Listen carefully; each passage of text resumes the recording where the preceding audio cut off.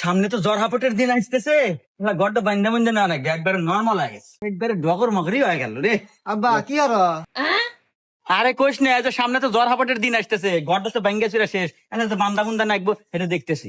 আব্বা আমরা কি ভাঙাচোরা ঘরে থাকি, তুমি বড় লোক ব্যাপার নাই, ধনী ব্যাপারও নাই, বিল্ডিং বাড়ি থাকবি, এসি রুমে থাকবো, মজাই আলাদা। আরে বাজান, অত আশা করা ভালো না, আল্লাহ যা দেয় ওই নিয়ে সন্তুষ্ট থাকা উচিত।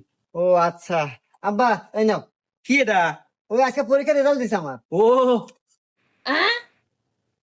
কিরে, তুই মাত্র 33 নাম্বার পায় টেনে টেনে পাস করছু।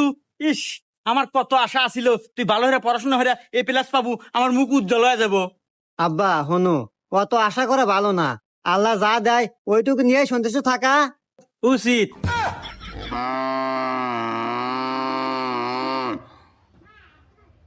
আব্বা তাহলে সন্তুষ্ট থাকো।